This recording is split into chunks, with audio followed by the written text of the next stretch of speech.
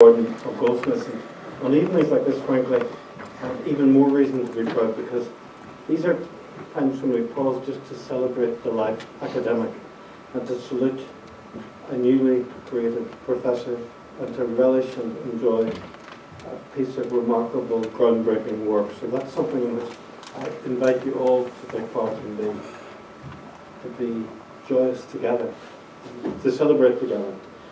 Great welcome to many, many old friends here, many long-established associates of Goldsmiths, of the music department, that remarkable department at the heart of Goldsmiths, but also friends new who haven't been to Goldsmiths before, and I trust that this will be the first of many, many visits. Also welcome to the many people all around the world, John's large body of disciples, intellectual and spiritual, in every corner of the world who are with us on the World Wide Web. It is with great admiration that I'm here to introduce to you John, Professor Drever.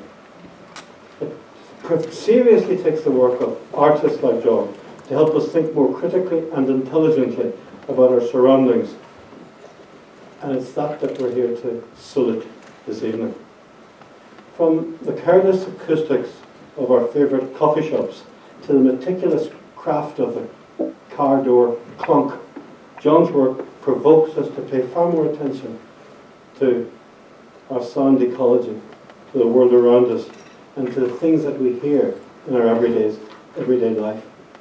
John's really is a fascinating story, one that has recently led him to every corner of the globe, accepting awards on behalf of his uncle, Ron Drever, whose work is now being recognised right across the scientific community and beyond as something quite remarkable, and recognised as a key to the discovery of gravitational waves. So John vicariously has been accepting awards and has been heralded in that wonderful worldwide scientific community. But tonight, John, is just about you. We're here to celebrate you. And I trust that there might be something in there, as a total amateur myself, that, John, there can't be that much difference between gravitational waves and sound waves, really. So maybe there's a fusion there, in a classic Goldsmiths way, of bringing this knowledge together and doing something even more remarkable. John says that there might well be at times higher piece about his uncle Ron's remarkable work. So please keep your eyes peeled for that, because that too is a quite remarkable, wonderful story. We're going to tonight enjoy a digest of John's work, and particularly his work here at Goldsmiths. And I want to provide for you, if you don't mind, a brief introduction. John's academic journey began at the University of Wales in Bangor in 1992, studying music. And he would admit that performance was not his particular passion or indeed strength. He spent most of his time, he says, climbing inside pianos rather than actually wishing to play them. And what a perfect background that is for anyone who wants to live a life in Goldsmiths. He developed his musical exploration with an M.Mus in electroacoustical music composition at the University of East Anglia, and subsequently moved to attain one of the very first PhDs awarded at Dartmoor College. His PhD was entitled Phonographies, Practical and Theoretical Explorations into Composing with Disembodied Sound. So much of the later life was already there within that title. And that allowed him to refine his practice, but also experience. None of those were permanent roles, none were full-time. As John says, progress always seems to have its hiccups. Happily, thank heavens, in September 2003, John was appointed as a full-time lecturer here at Goldsmiths. And as someone, as he says, starting right at the bottom of the academic tree, it is quite a testament, John, that we're here to celebrate your chair just 11 years later. That's quite a rapid progression in the life academic.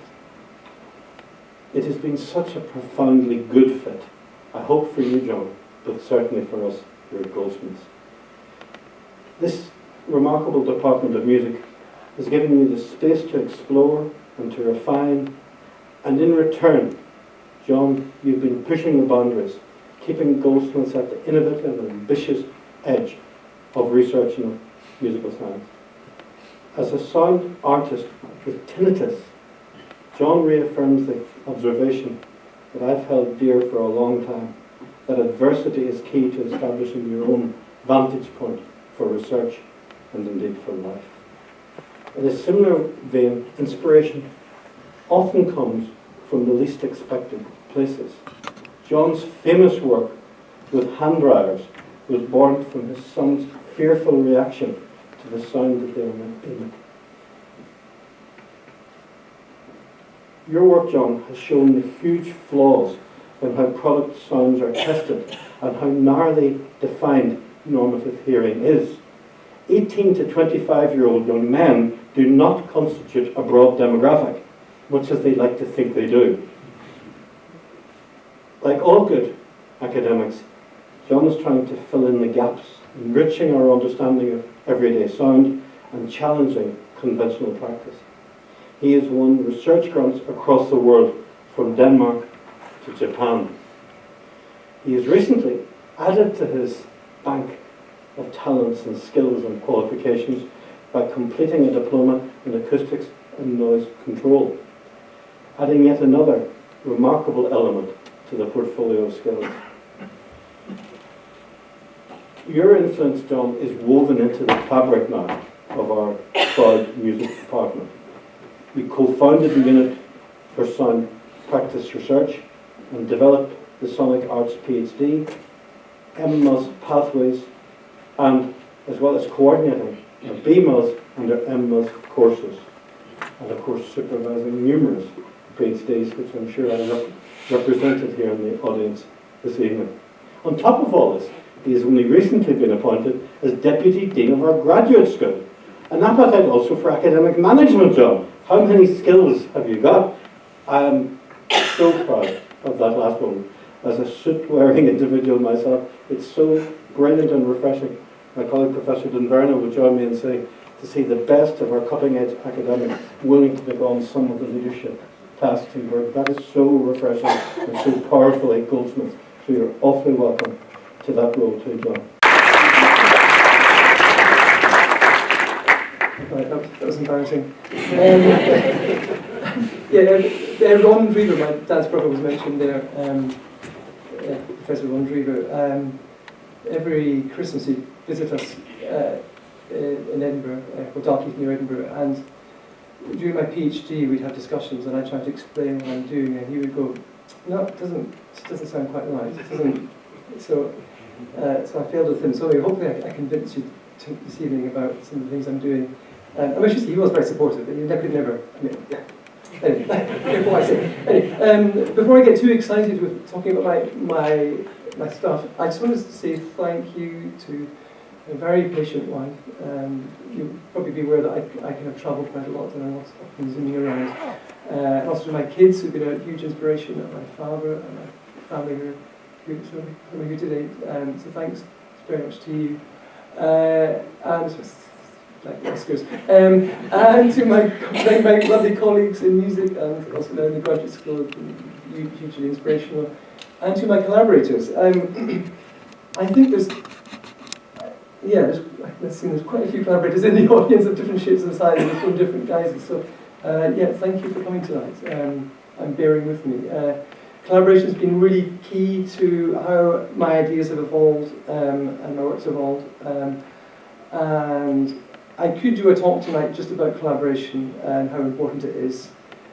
Before I started my during my masters, I was very much a kind of hermetic composer, and I had a very kind of closed practice. And at Dartmoor, I kind of forced myself to collaborate, and it was usually exposing and awkward and frustrating. But in the long run, it was. Well, and now I tell my students that this is really what they have to do. You have to be a collaborator of some sort. That's the way forward, and that's kind of fundamental to what I do. So thank you, collaborators out there. Okay, so I'm going to do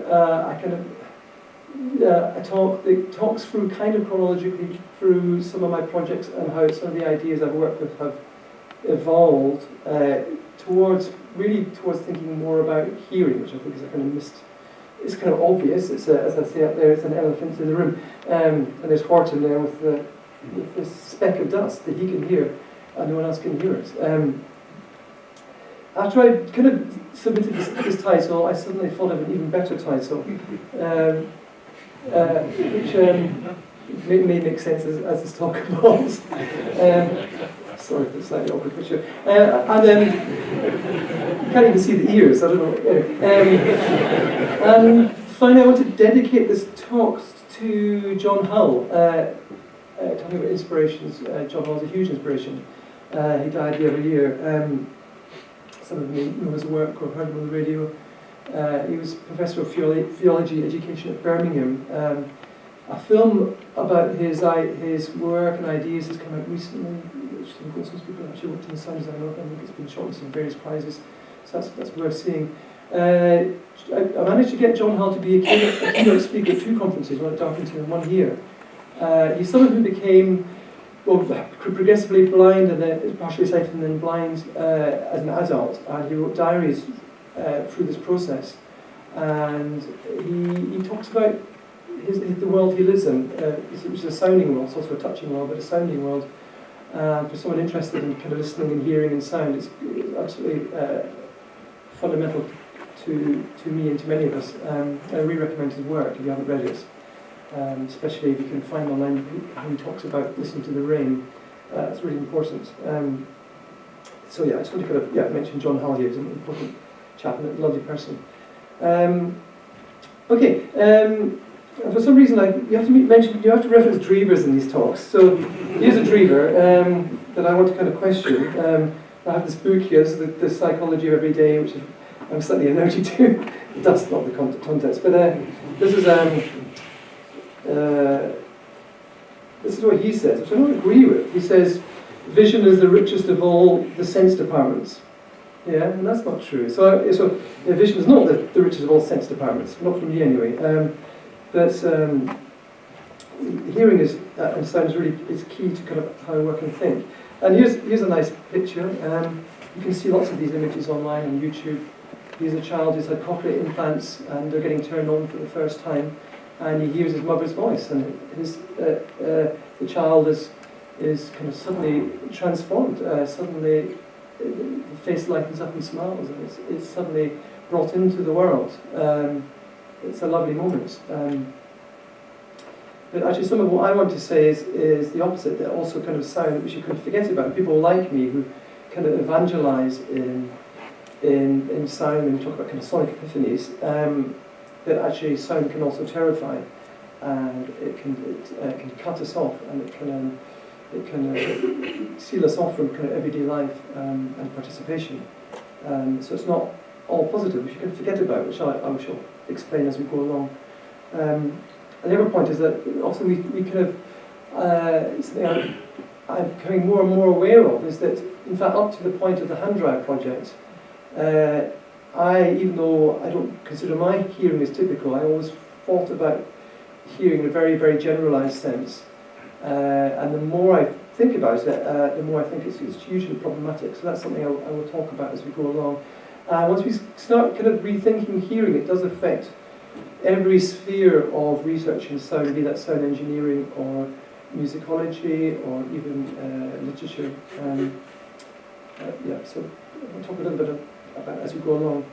Now, a key term for all of this is soundscapes. And interestingly, since I've been involved in kind of really got particularly involved in acoustic ecology after my PhD.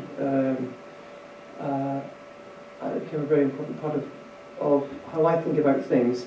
And the world of acoustic ecology and soundscape studies was very much dominated by arts and humanities. Falling after Murray Schafer, who's an important person I have to mention here, who's actually very ill just now, so it's been past my wishes to Murray Schafer. He won't be online, he only has a fax machine, so, but it's very noisy actually, fax machines, aren't they? But this is the great kind of Murray Schafer concept around soundscapes, which I was going to say has very recently become an ISO standard, so there's now the world beyond kind of art humanities are now recognising the field of soundscapes as a field to be worked in and thought about and valued. This is a definition I like a lot. After kind of Murray Schafer. Like a landscape, a soundscape is simultaneously a physical environment and a way of perceiving that environment. It is both a world and a culture constructed to make sense of that world. A soundscape's cultural aspects incorporate scientific and aesthetic ways of listening, a listener's relationship to the environment, and the social circumstances that dictate who gets to hear what. A soundscape, like a landscape, ultimately has more to do with civilization than with nature, and as such it is constantly undergoing construction and always undergoing change. It's a lovely definition. You can see how complex soundscapes can be. And I think as we see the kind of world of acoustics and urban planning exploring and taking on soundscapes, we must kind of remember that it's also it's a very strong kind of cultural aspect of our lives as well. And the metrics of soundscapes are very, very tricky, and I wonder really how you can do that. I was going to play you as an example of a soundscape, a field recording of a soundscape as you came in. We had some technical problems. But maybe I could play a little bit of a soundscape just to get us tuned in. Is it going to work? Oh, turn my phone off.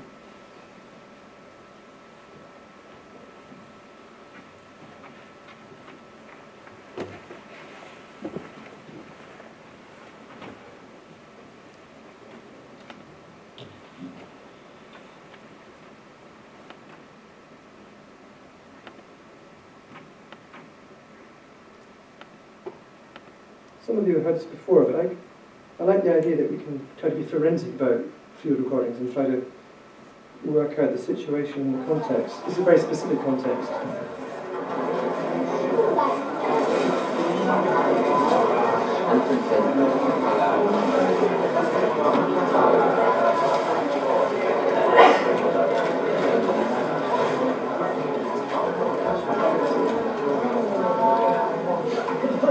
So your task is to, what information is in that recording? My teacher hat on now. What can you garner from this recording about the situation, the acoustics, the environment? If you already know, don't spoil it.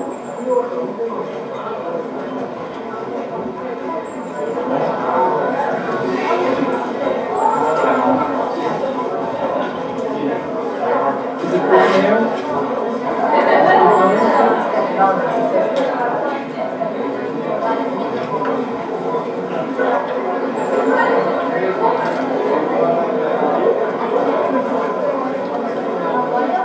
So any ideas? What information is in that recording? What language are they speaking primarily?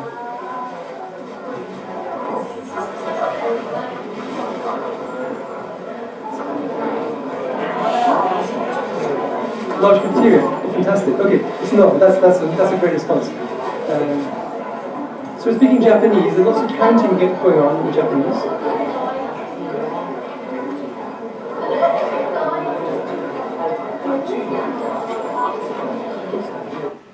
We're not supposed to do interactive things in Professor Royal. So it's this place. It's Rionji.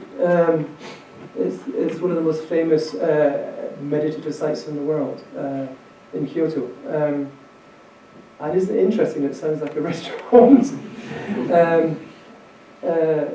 It's it's visually pristine. I mean, it's perfect. And it's the combing of the rocks in the morning by the Zen master. Extraordinary. It's a very special place. It's a World Heritage Site. But it's also a site where every single Japanese school kid visits. I was there thanks to Naomi Matsumoto. I did a project, not in Rionji, but near Kyoto. And in my free time, I rushed around and recorded Japanese things. And I was desperate to go to Rionji. In some sense, kind of following John Cage. And actually, John Cage's Rionji does, although he approached it in a very interesting way, his composition is beautifully spatial. Whereas the soundscape that I heard in Rionji is what I call oculophonic. It's very crowded. It's kind of a feeling of being crowded. It's not a spatial experience. So I'm quite interested in how you kind of match these things. You could think also a bit kind of more forensically about it. In that recording, you can hear lots of clicking of cameras. Now that's specifically interesting because on my phone I can take a photograph and it doesn't click. But if you buy a phone in the Far East, you can't turn off the clicking sound. Do you know why? It's because of this dodgy Japanese man who do this kinky thing. So, right, so I understand. So, but isn't that interesting? So every time you take a photograph, it's announcing that it's taking a photograph. So you have this interesting continuous clicking sound going on from these digital devices. Anyway, we could talk about this recording is interesting to talk about for a long time. Let's move on. So talking about Soundscapes. So yeah, Dartmoor was already mentioned. So after my PhD at Dartington, I got involved in a fantastic research group at the University of Plymouth through Jeff Cox. And I was hired for a couple of years to work in a soundscape study of Dartmoor. Now, a soundscape study is not, we're still kind of working out what a soundscape study is. In this sense, it was taking stock of the sounds that are on Dartmoor and the kind of cultural activities related to those sounds, the wildlife sounds, the natural sounds, basically all the sounds that are going on in Dartmoor. But in this project, we very much thought of the residents as being the experts. There's a kind of history of going back to Murray Schafer and the World Soundscape Project, of it being a kind of bunch of experts who appear in an environment and very quickly kind of do various measurements and they go on sound walks and they talk to the odd person who's happy to talk about sounds. But on this project, we were very keen to work with the community, the people who worked on Dartmoor about their sounds, to tell us about the soundscape. It's not a physical thing, it's very much a thing that's kind of felt and lived and practiced. It's an extraordinary project. We had a nomination process to make contact with the community and people started to nominate sounds. And then we worked with those people and did sound walks, field recording exercises. I went on to the MOD firing range to record the RAF regiment who'd just come back from Afghanistan, and I went to Whittingham Fair to record terrier racing, which is an exciting activity. And we also recorded fox hunts, and at the time that fox hunts were about to be, the understanding was that these could be the last fox hunts ever on Dartmoor. I think it's still widely practiced, I understand. Hugely interesting, amazing project. Also during that time I was aware that the soundscape actually was changing on Dartmoor. There was a crisis in the countryside. The foot and mouth outbreak happened, the countryside closed down. Some farms lost their stock. If you lose your stock, you lose the birds that feed off the manure and so on. So it was a really hugely interesting time. MOD had done I commissioned a noise impact study because people kept complaining about the national parks sounding like a war zone. So that was very interesting. So things going on in this specific area. But what I learned, and this is kind of one of my anecdotes, I'm trying to tell you too many anecdotes. I worked with an amazing guy called Greg Wagstaff, who was doing a kind of sister project in the islands of Harris and Lewis. And we got invited by BBC Devon to do an interview at like 7:30 in the morning in Plymouth. So off we went, and we're hugely tired. And suddenly I was on BBC Devon, very exciting. And I was asked by the journalist, so why are you doing this project? Which is kind of fair enough question. And being a kind of young academic, I could answer it, in a nice essay probably, but I just couldn't. I didn't have a kind of clear answer. And what happened was I very quickly started talking like Murray Schafer, which I didn't mean to. But I very quickly started talking about how I know how to listen, and I'm very sensitive to sound, and I'm aware of sound, and I want to share that experience with the people in Dartmoor or something. And I was quite embarrassed of myself afterwards. And even more so as the project evolved, because I was aware that people had a deep connection with the sounds of Dartmoor. It was their sound, they owned them, they controlled them, they were part of their heritage. They wanted their ancestors might have heard the same sounds, and they wanted their grandchildren to hear the same sounds. It wasn't a casual thing at all. And I wasn't this amazing person of ears. It was very ridiculous. And here's an example of a sound that was nominated. Isn't that amazing? Gorse popping. It's like a zen sound. Isn't that right? The sound of gorse popping, which I sadly never recorded. It'd probably easier to do it in an anechoic chamber with heating up some seeds probably, really. That's just an example of what an amazing listening was going on. And I kind of developed this term from Ecology about topophilia, about this kind of relationship between place, and I kind of stuck in phono in there to think about sound and sentiment. This kind of deep connection. And while I was there, I'm afraid I can't miss this. I discovered this thing. Now, interested, any acousticians here, when they said acoustics, in the latest bulletin that came out, there's a whole study on a noise study on cattle grids being nasty, evil things. Whereas, anyway, I got slightly obsessed with cattle grids and I recorded them for a long time. And I released a CD which is regularly broadcast in Spain. Interesting. Let's a little bit of cattle grids if you haven't heard them. I mean, if you could go to Dartmoor right now, it's happening right now, it's a real-time performance. You could be here in Dartmoor and listen to those cattle grids. This is just a kind of snapshot of the cattle grids in Dartmoor. Let me just jump into this.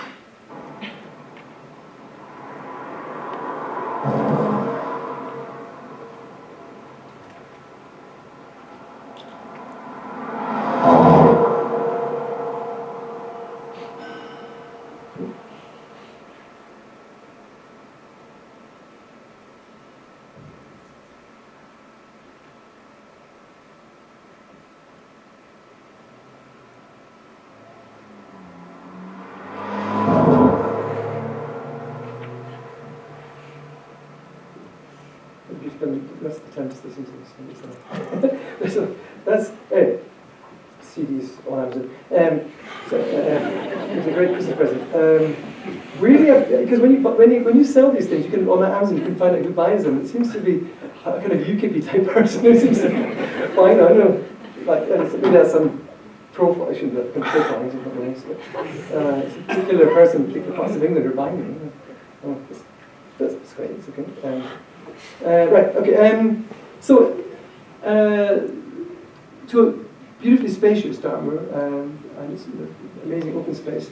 But this is the other environment I've spent a lot of time in since my PhD, which is Hong Kong. And I already kind of mentioned this idea of kind of oprophonia and optrophonics, the other kind of crowded soundscape. I was brought up in a not like a very quiet place. Quite a large house. I think in the house we were brought up, it was so quiet, I think, to that degree. If you heard a car, like sometimes you might hear a taxi driving down the street late at night, and people rush to the windows and look at, oh, someone's late out tonight. You know, it's this kind of level of quietness. And another kind of quick anecdote about the subtle sounds of childhood. My grandfather was an amazing Church of Scotland minister. Did his amazing sermons. And every time he started a sermon, my granny would take out a Parliaments, and she would share them with her grandchildren, these Parliaments, but she'd make such a noise doing it. It's quite extraordinary. And so one of my kind of main memories of childhood is the sound of Parliaments. It's in the church. It's making this huge kind of. I think it's interesting. Reflect on what was going on there with the Parliaments. These subtle sounds are important. Okay, carry on. Yes, Hong Kong. So I've done lots of field recording in Hong Kong. Worked there a bit. Recorded lots of kind of particular events, auspicious events, New Year, trees where people throw oranges at it, and all kinds of things. But I'm very interested in the everyday sounds of Hong Kong. I'm very interested in, coming from such a quiet place, really. To Hong Kong, I got really interested about how people deal with such a noisy and crowded environment and the strategies that people have. It's a little bit of a piece of mine called Optrophonic Study of Hong Kong. Sort of a sense of that kind of world, that busyness and the infotainment that continues. You sit in a bus or a train, there's TVs, there's radio, there's even in the quiet coaches, it's extreme noise. Extraordinary place. I was talking to someone about this. I presume that no one has. You can't. There's a kind of hearing condition called hyperacusis, and I just presumed no one in Hong Kong could have hyperacusis because it's just too loud. But I've been reaffirmed that actually, the people with hyperacusis they stay at home. They don't go out. It's so loud. This is a bit of the optrophonic study of that world. It's a world of shopping malls as well.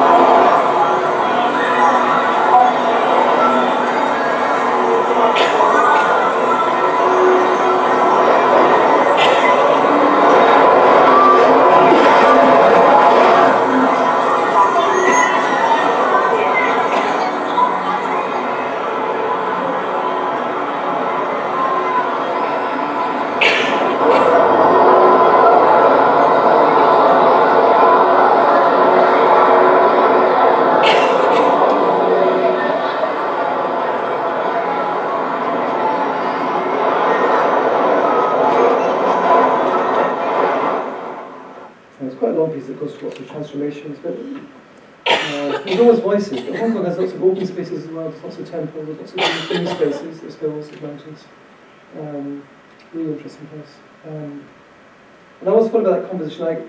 I got very wary when I started composing for environmental sound that people were kind of approaching it as a kind of touristic, approach.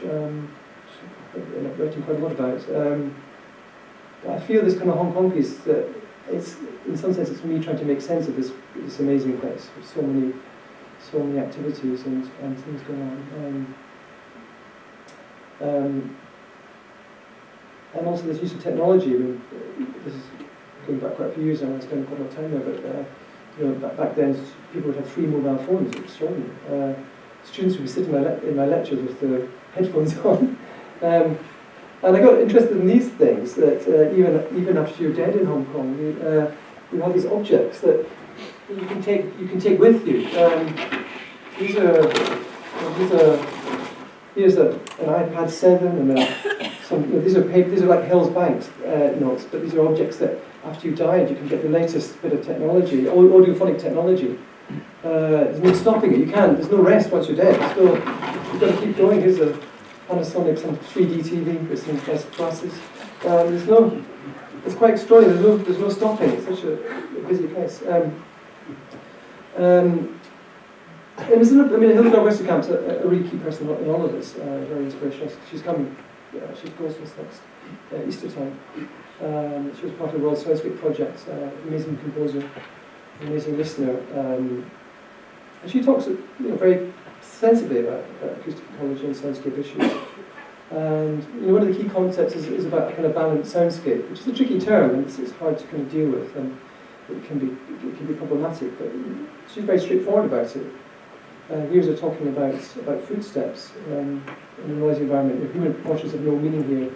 Not only are your voice and footsteps inaudible, but you're also ears dealing with an overload of sound. Hildegarde's always kind of thinking about the kind of human skill when it comes to soundscapes, which a lot of fields have forgotten about. And one of the key aspects of the world of acoustic ecology is sound walking, which is an amazing activity, very simple to do. I've done lots of it, and I've found it very enriching. A very frustrating process, because as a composer, because you go on these walks and you walk in silence for maybe about an hour and 90 minutes, and then afterwards you have this amazing conversation where everyone has tremendous ownership and experience of what they've gone on. Whereas if I do a concert of my music, afterwards people kind of say, "Oh, I love your piece," and then they walk off. You don't really did like it. Whereas if you do a sound walk, there are people who are transformed much more than I think any composition could do.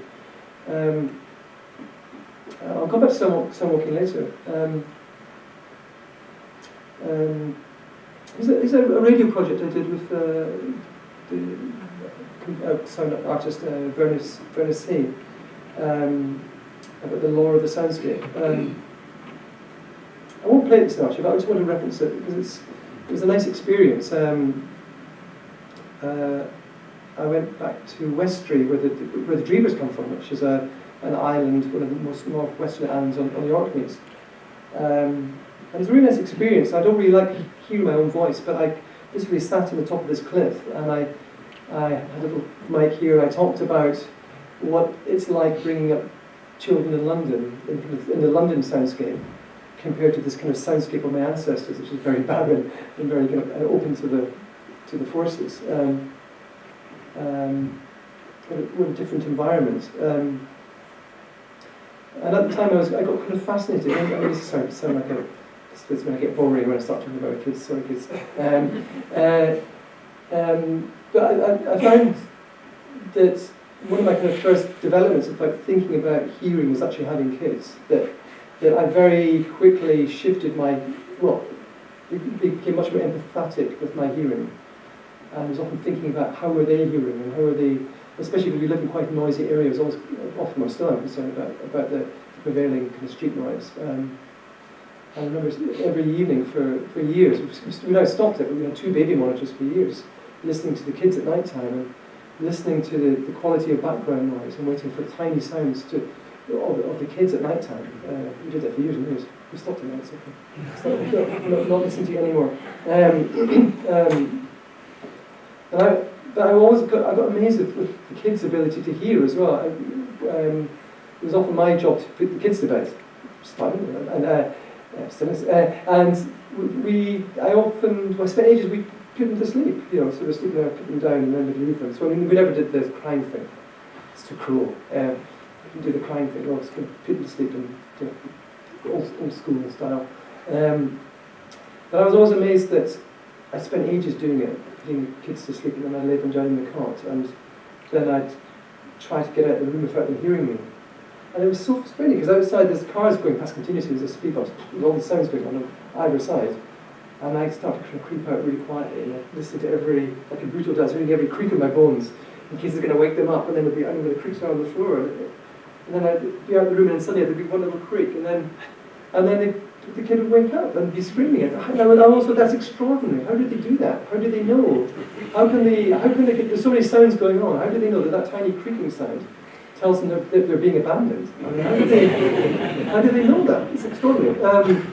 It's like, wow, that's clever. It must be, I guess it's about high frequency contact, maybe acousticians and something like, yeah. Hey, it's this huge spatial knowledge going on there. So moving on to this subject, being a parent, that I got slightly obsessed with. This actually is from a cafe in East Dulwich, which is now closed, but I didn't make the sign, by the way. Do you want to hear it? No. Well, there's a recording of it. I didn't know I was going to bring in the hand dryer. It's just still trying for that. But it's got a great name. It's a Typhoon T2000.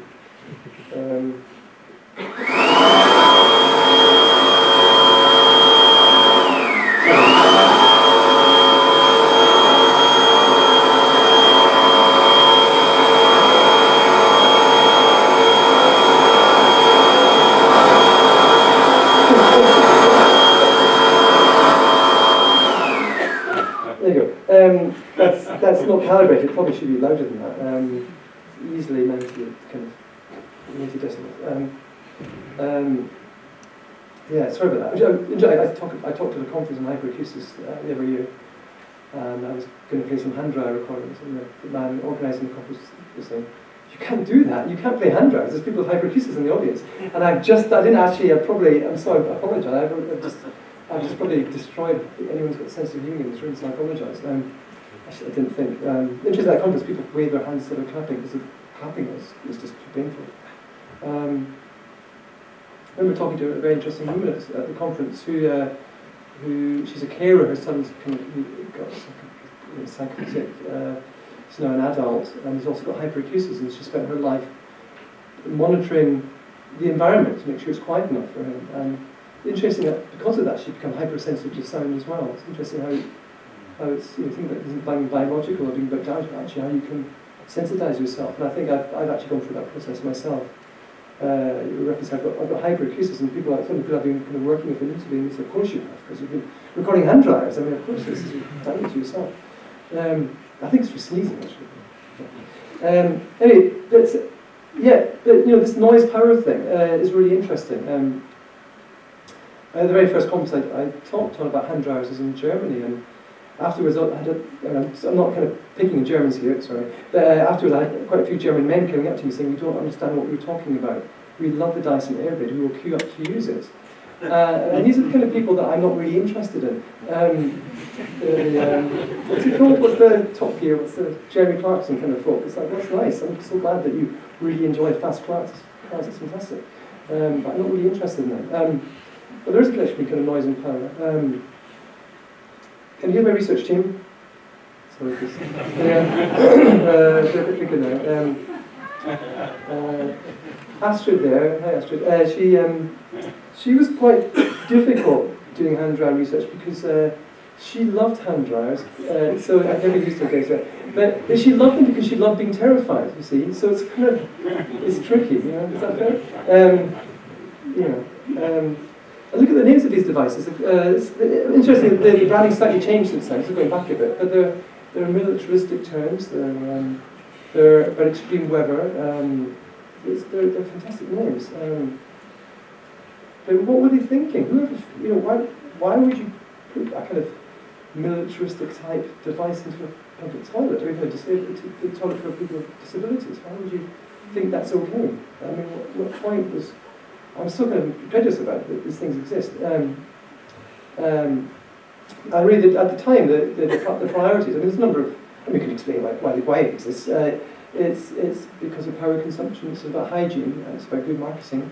But certainly at the time of my study, when I started talking about hand dryers, it was really, I think it's fair to say, that noise levels are not an agenda. Which I couldn't understand. I just couldn't, well, why wouldn't it be an agenda? It makes no sense. The first high-speed hand dryer experience, so I'm talking about the new generation of cold air at high speeds, with air travelling up to kind of 300 miles an hour, faster, 400 miles an hour, that uses cold air to kind of rip off the water, instead of the old-fashioned devices that and they evaporate, they warm up your hands, kind of, and they don't really work, but kind of nice, kind of retro. Extraordinarily weird things. And then we put up with them. And there seemed to be no legislation. I looked at these things, and just for my acoustics diploma, there seemed to be nothing that could control them. Particularly because if you look at things like health and safety at work, it's about exposure time. And everyone said, well, it only takes you 10 seconds to dry your hands, so it won't hurt you. But that wasn't really, I think I was kind of talking about something a little bit different. Sorry, that's from school. I've got interesting, actually that's from, I mean, some of the best legislation is about toilets at schools, school toilets, but they're about empty toilets, and there's nothing about hand dryer issues. But just when you think about the schools, this is the kind of classic thing you see at schools these days, earmuffs, the kids using earmuffs, so that's kind of what's going on these days, because to concentrate better, which is very sad. Anyway, so what did I do with the hand dryer project? So I looked at a particular brand that will remain nameless, I think you may have mentioned it already, and I did the kind of classic sound power test to get kind of data that I could then work with. That's in BRE anechoic chamber. And that was very interesting, because so I could have a sense of the spectrum of sound and where the power lies. And one thing I quickly learned was that in standard sound power tests, they only measure up to 10 kilohertz. I don't know what standard that is, but I thought that was already pretty strange. You cut off the kind of topper range of the sounds of the audible spectrum. Anyway, so I analysed this particular brand, and then I did kind of guerrilla in situ acoustic tests, often using the kids as a kind of decoy. This is not good academic practice, I should say. I mean, it's not, I never recorded in toilets which had any other people in them, just to clarify that. Although some of my recordings sound like there's things going on, but sometimes my recordings I've conducted people to kind of flush and things. So, just because you were.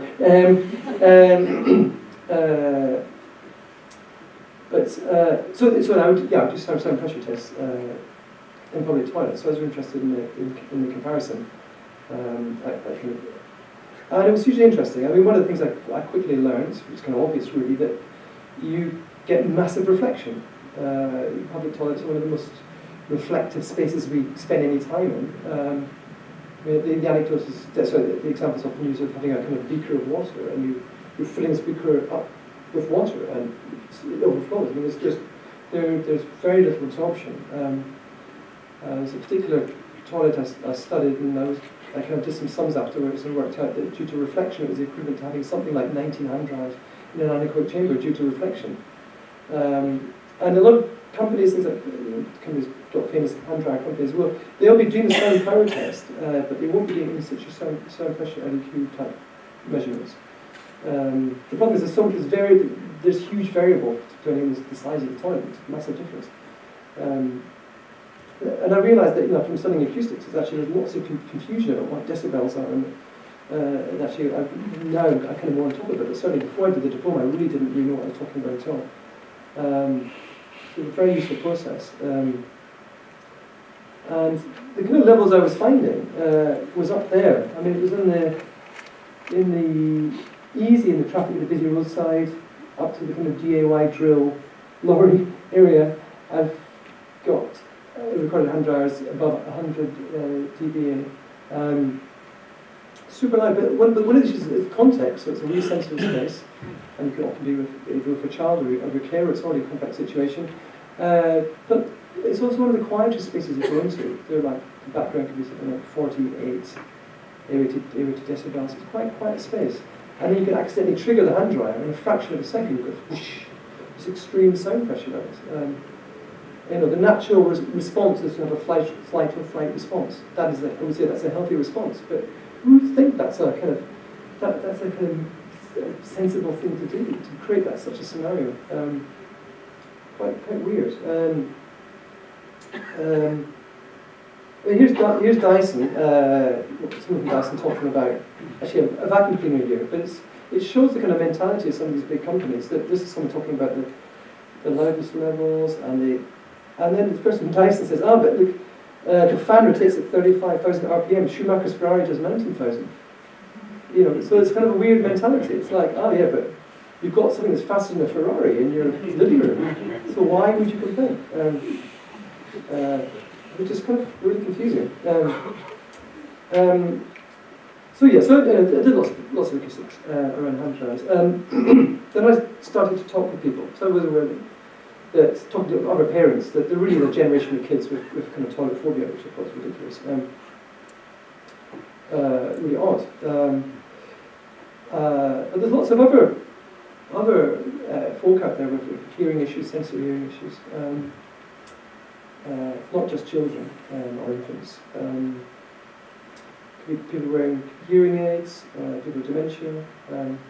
I used to working from kind of WHO list, but then I started to add to it from people who found me, and there was a bit of media interest in my research. Thank you, Goldsmiths. And this article came out, and that's on the Daily Mail Online. It was a good example of how you have to be careful with media. You can't see that really, but it said super fast hand dryers may be loud enough to damage people's hearing. I never said that. I didn't mention anything about hearing loss. That wasn't what I wanted to discuss, and it wasn't what I wanted to kind of put out there. I wanted to talk about fright and terror and fear and phobia and discomfort and anxiety, not kind of hearing damage. So there was, and then the day after this, on Huffington Post, there was a title saying, "Do hand dryers damage your hearing?" Well, Goldsmiths researchers say yes, they damage your hearing, which was kind of like, I didn't know what to do about it. I just went quiet, but it was rather, it's interesting. But it also shows us how we think about sound, that we are concerned about hearing damage, but we don't think in more nuanced ways about hearing. I had some very useful friends on the autistic spectrum who went on chat rooms and collected very nice data from us. I've got lots and lots of anecdotal evidence from people with autism who've got very sensitive hearing, found the hand dryers impossible. Very interesting. Because of the hyper and the hypo, so, which is worth mentioning. It's not just, some people on ASD can be obsessive about hand dryers. And there's a quote from Temple Grandin. Temple Grandin's really worth exploring, talking about autism and sound. Here's the answer in my genteel world. Here's the answer. But so anyway, there are challenges out there. It's not just an engineering challenge. It's also about the acoustics of the toilets. I think we've got W.C. Sabine in there, interesting enough, for reverberations, I suppose. There must be something in there. But there's concert hall acoustics, very nuanced, very developed. So why can't you kind of take those levels of acoustic knowledge into toilet design? I was interesting enough on a panel with Thomas Herwick, as you do, and I was moaning about hand dryers, and he said, "Oh, just developed the best just developed the best toilet in the world in Hong Kong." I was like, "Oh, really? Okay." It wasn't a golden toilet. But there it is, very beautiful. Oh, sorry, there it is, very beautiful. And but interesting enough, and it sounded okay, but they had these metallic bins, which were horrendous. Metal hitting metal. Imagine you're the most snazziest, coolest architect in the world, and you think that that's okay. It's extraordinary. I can play the recording, it's really annoying. But just a bit of rubber can just sort it immediately, which is, these things well.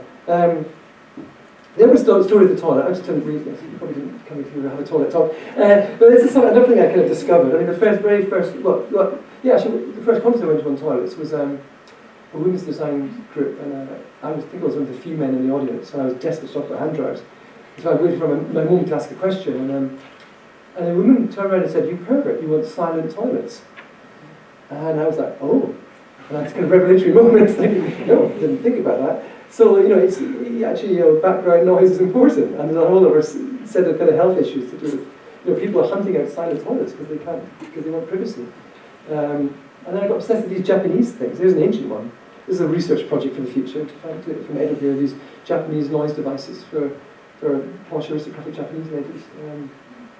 I've been buying these devices. Here's the kind of more contemporary version. Here's the Hello Kitty auto-humming for the Japanese lady. This sounds really nasty.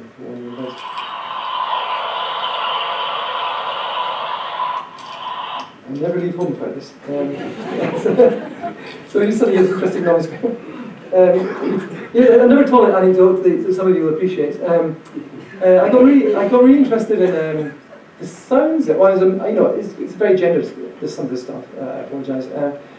Some of the sounds that we make. I'm quite asthmatic, so when I go to toilets, I often kind of clear my throat and make these kind of annoying sounds that I probably would make publicly, voluntary sounds. I'm not talking about the involuntary sounds here. And I was in Heathrow Airport after a flight from somewhere. I was sitting in the loo, in the bog, thinking about these things, and then suddenly I heard the most amazing vocal sound. And I was like, yeah, this is exactly what I'm talking about. Anyway, I came out of the toilet, and it was Trevor Wishart. Washing his hands. So that's kind of so some of you, he's famous doing vocal stuff. I didn't know. I didn't have actually, really, Stockhausen talked about this. Stockhausen actually proposed. Stockhausen kind of discovered noise cancellation quite early on, and he talks about when people walking around in the 60s. Talking about walking around bubbles, that you can control off and on, including toilets. That's what Stockhausen. You can now do these things. I recently experienced these amazing chairs for aircraft, and you can press a button, and it's not headphones, but it kind of cuts off the sound. So these technology is getting there in really interesting ways. But imagine going to the toilet, that's kind of silent. But who knows? Thanks to Andrew for this reference. That kind of silence, which is it's probably being used in Washington right now.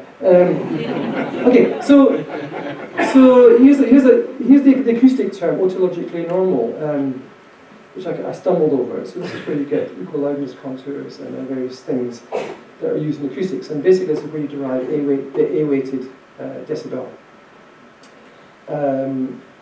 which is how the ear responds to different frequencies, loudness to different frequencies, basically. And on the standard, it states who are the people who will be included in this test. And interestingly, it's people from 18 to 25 who don't have any wax in their ears, etc. So basically, you have this model of A-weighted that I've used already, which is looking at this kind of basically the strong, healthy subsection of society. But of course, we're not all 18 to 25 for long. Sadly. How long is it? 2 sums. So we quickly fall off that scale. And of course, up to 18, it doesn't fit the model either. Kids hearing, it's changing shape. It's a resonating chamber, which is changing shape. It's going to resonate at different frequencies. I learned from my Danish colleagues recently that ears don't stop growing. Do you know that? Ears don't stop growing, so there you go. So it's just imagine. So our hearing is on going on a journey. But I find it kind of shocking that this kind of one model of the ear that we've been using, even if you're designing a classroom or a centre for people with autism. I kind of coined this term Auraltypical hearing. Basically, kind of thinking about neurodiversity, neurotypical. A term kind of coined by kind of the autistic community to look at kind of normal people, and this kind of notion of a chronometer brain. In fact, we're all neurotypical.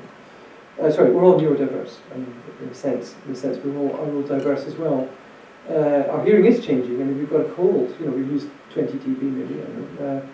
If we've got a migraine, we become more sensitive. our hearing throughout the day is changing continuously. If we're trying to get some work done and we're kind of a bit neurotic, suddenly those quiet sounds become a huge problem. I came across this shocking story recently about Mahler, my great childhood hero. I still don't believe. When he was composing his third symphony in Toblach, yeah, in Italy, isn't it? It's changed. I think it was in Austria. It's not Italy. Even Mahler would make his huts in the summertime. He makes a lot of composing huts. But I don't think he'd actually make it himself. Anyway, there's a lot of books that he's made his hut first. Anyway, there's the hut by the lake, and there's the mountains, and he'd go for he loved his strenuous walks. And Mahler's first symphony has this, there's a kind of background narrative about what the birds tell us and what etc. And in the Ken Russell film, you see kind of Mahler rushing around, and then he goes to the hut to compose, and he gets frustrated because the sounds don't stop when he's trying to. So now I'm going to compose. So can all the sounds that inspired me, can you stop now, please? And that's all very fine, but actually, if you look closer in the books, actually, Mahler wasn't only kind of frustrated about it, he paid someone to shoot the birds. Isn't that extraordinary? Mahler, the great romantic composer, he was inspired by the birds, and then he said, I'm composing now, and he paid some guy to go and shoot the birds. Isn't that? I know. It's disgusting. Okay. So, yeah, because, age is an issue, our hearing is dying, but of course there's lovely stories about people the people in various parts of the world who aren't subject to industrial noise, who go into late years, who have got the hearing of a 20-year-old. So there you go.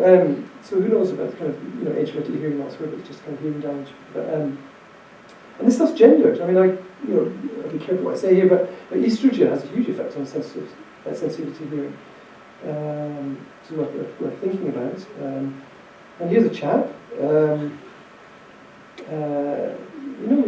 Suddenly here's an ex-army guy who doesn't want to hear fireworks. It's stressing him out. It's the world's actually. I think when I did my acoustics course, and I think certainly before then, you think of people getting deaf. We're all going deaf. It seems to be the way you think about hearing. But what I'm finding, people who found me, they might parts of their hearing may be damaged and there might be hearing loss, but there's also sensitivity as well. There's people who've got really, really sensitive hearing, which is a huge problem. And really, in our kind of world of sound art and music, many of us have got very sensitive hearing.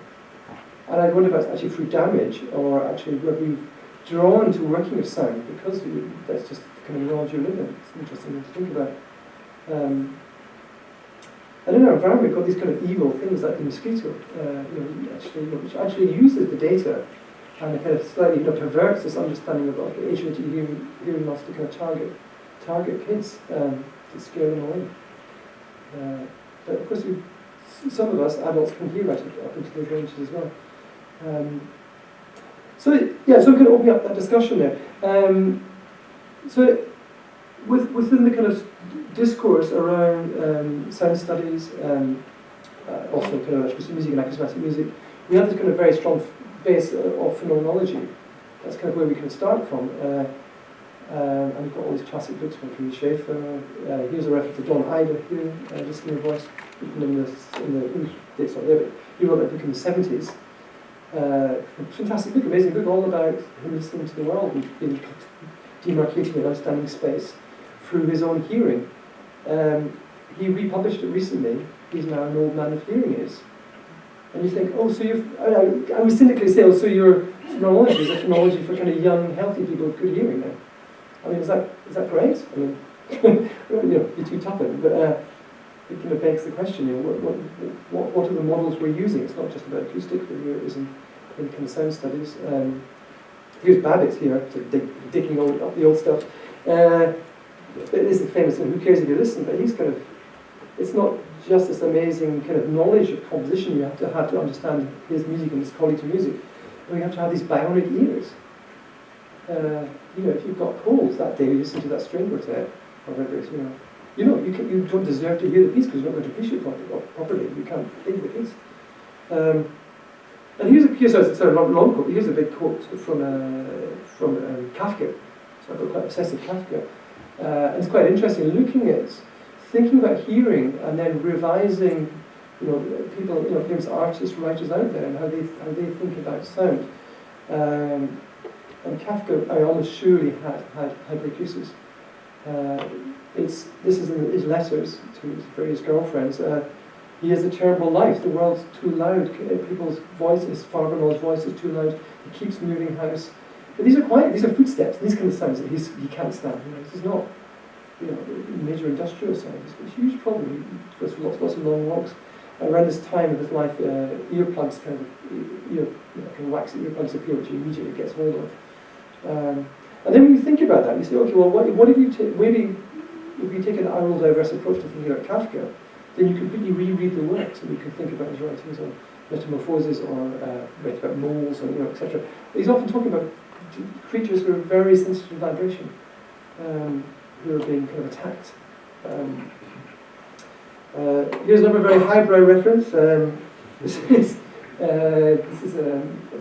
John Rice. This is Mr. Manbook from Mr. Quiet, who he lives in Loudlands. Poor chap. And the mic. When Mr. Quiet hears the Meister like that, definitely got hyperacusis. Poor guy, he should move. And I'm kind of if you pick up kind of any kind of basic book on psychology, we often talk about habituation. You get habituated to stuff. That's what human beings do. And often noise is talked about in the same way you habituate to noise, you get used to it. And it's kind of, I keep meeting people who are the opposite. So I don't want you to leave here becoming really neurotic to sound. It's not really the point of this, but I keep meeting people who actually become more sensitized to sound through exposure, not the opposite. Interesting, when you look at exposure to low frequency noise. When I did my acoustics course, I was told that it's often women over the age of 50 who will be more susceptible to low frequency noise. And these are people who are at home and they're continuously hearing these frequencies. And then the person actually don't exist anymore, I think in London, but actually, the environmental health officer comes around, of course they can't hear this sound. So they get the person to write a diary about, it comes on at 2 o'clock in the morning and so on.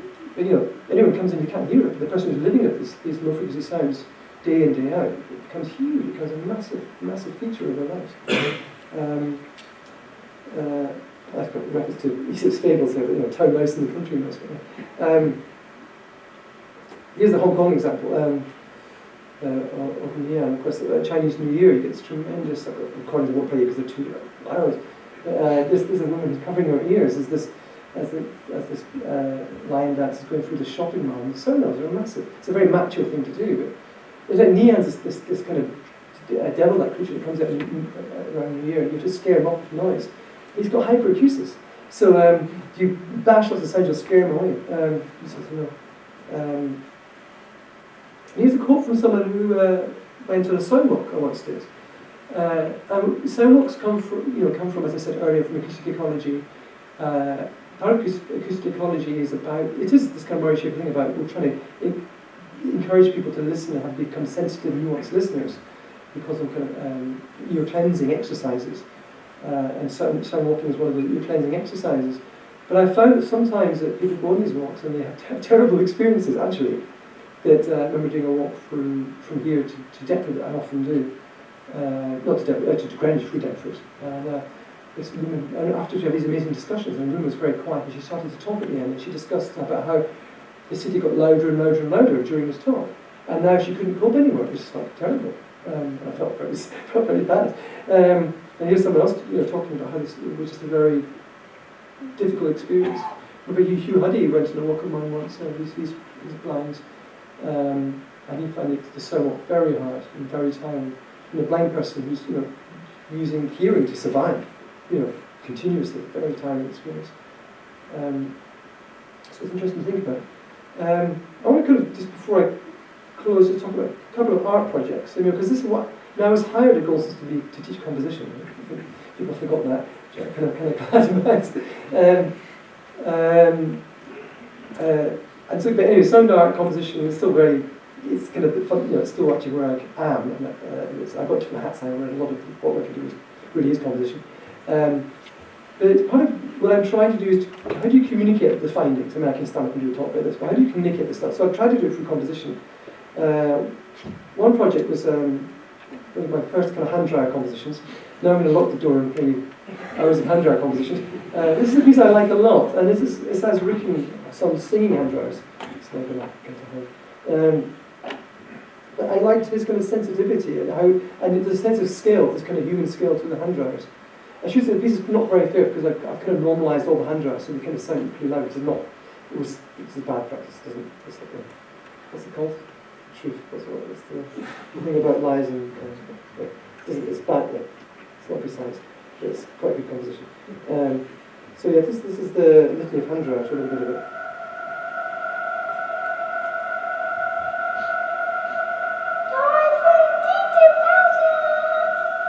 Typhoon T2000.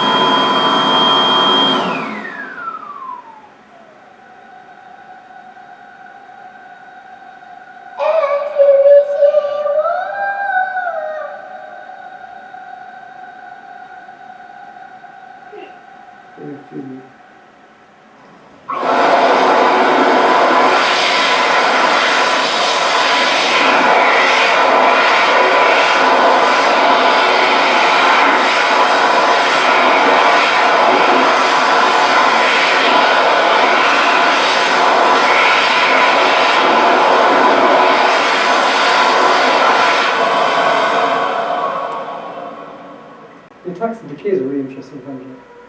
I think that's great.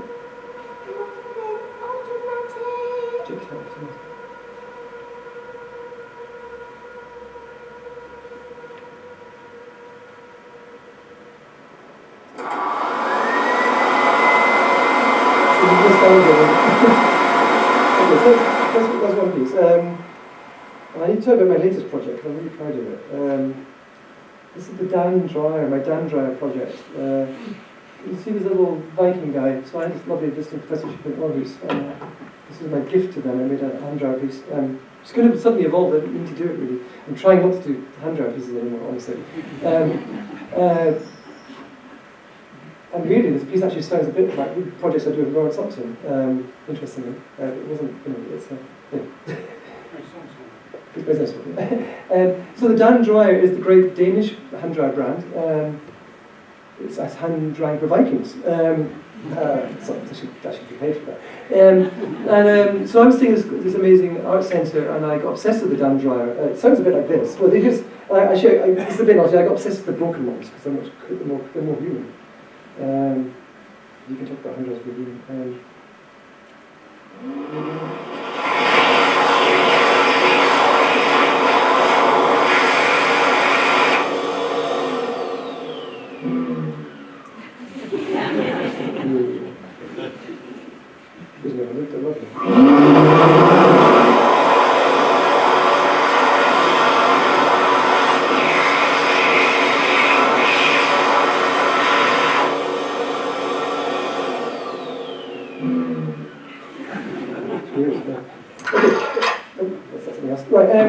Okay, so I should rename this piece "Nature Calls." Right, it's not good. So what I did, I started to kind of try to compose with the hand dryer sounds, and I realised I was doing what I always do. It's a bit boring. So I had this great idea. I mean, it's not that great, but it's what you can judge.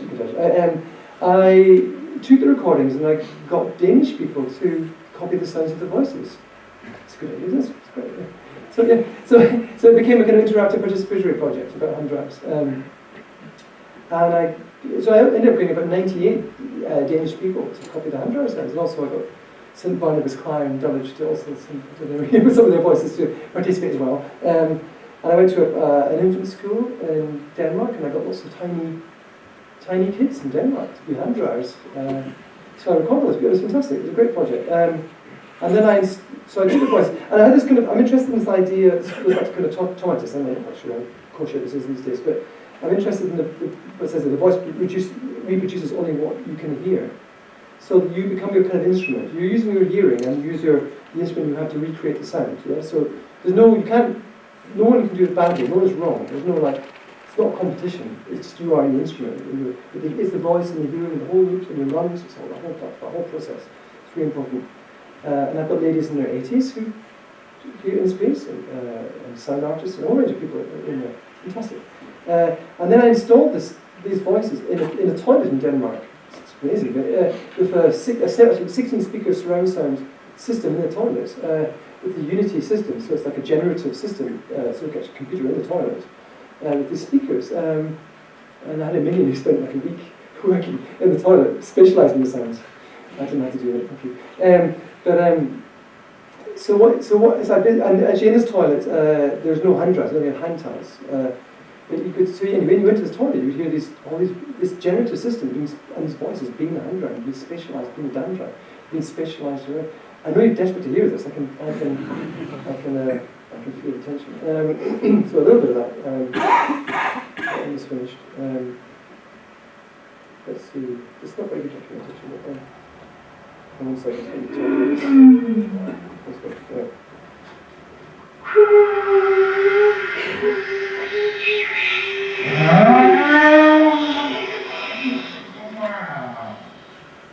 It's really hard to appreciate this because it's very special and you have to be there.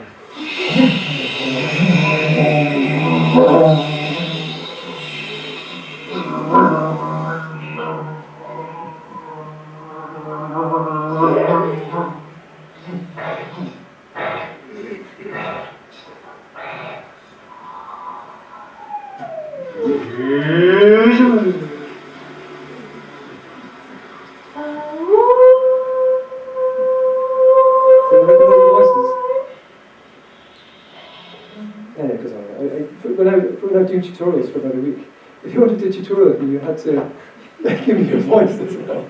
It's fair, isn't it? It's like, well, you're probably paying massive fees, but you can it's nice because you can be part of the piece. Yeah, so it was a very nice project to kind of bring the voices back and to be the hand dryers, to embody, really embody the hand dryer. Okay, so I mean, it's kind of final slide. This is actually the great Sound City, London's ambient noise strategy, which Max Dixon offered. An amazing guy, Max is here. But here's it's great. Here's a bit but it's a strategy. It's not legislation, but suggesting that there's sound conscious design. I know that interesting about Westminster City is now building soundscapes into its practice. So it's interesting times. It's very important to. I mean, I'm also kind of calling out, not to kind of talking about me and what I do, but kind of calling out that there is a kind of new space for a new kind of career, being this kind of sound conscious composer type person, who is kind of a sociologist and a sort of acoustician and a sound designer and kind of understands space and understands disability issues, etc. There's a kind of new kind of space there, which is kind of really essential. So that's what that's often I talk about students to kind of think about and kind of head towards, but there's kind of interesting new space there. So I think that's me. Thank you for listening to the hand dryers.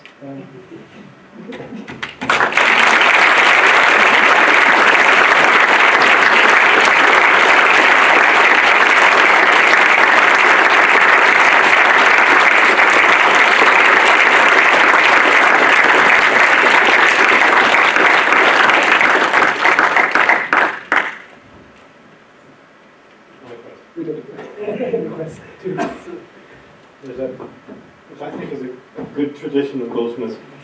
The inaugural lectures are not followed by questions. It's really John's chance to perform, not ours. Just so proud that you're here, John. It's remarkable. And I think that's shared in the room. And we're able to share something else in liquid form outside. So please join us further. Thank you very much.